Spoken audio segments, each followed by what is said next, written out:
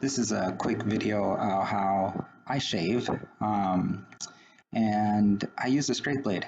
Um, and I have been using a straight blade for probably 7 years or more. Um, I used to work as a nurse in the ICU, and I was taking care of a patient who was a step down patient.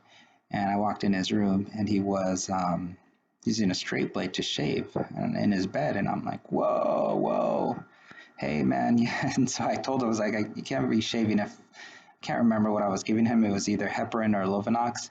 And so my concern was that he would bleed, and keep bleeding. But he reassured me that no, I've been shaving with a straight blade for years. I'm fine. And I was like, okay, I'll just letting you know.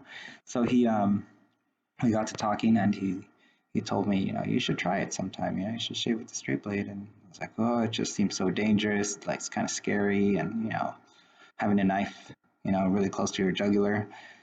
But I did go home, and Rachel had a cosmetology pack, and in there was a straight blade. And so I was like, well, I'll give it a try. And ever since then, it's been amazing. I mean, I don't shave every day. I shave maybe once a week or once every 2 weeks. And using a straight blade just cuts so smoothly through really long, thick hair. It's amazing. It just cuts nicely.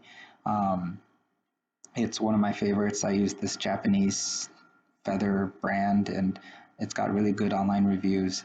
Um, yeah, I've had that same straight blade for years, and I just buy the replacement blades on it, and it's fine. But there's nothing like waking up in the morning and having a straight blade straight to your neck. It just makes you feel like a man.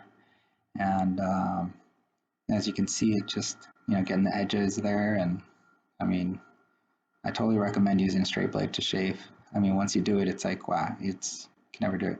I'm using my wife's, safety blade just to like get the little parts that I missed. That's all I do that, but yeah, feels nice and clean.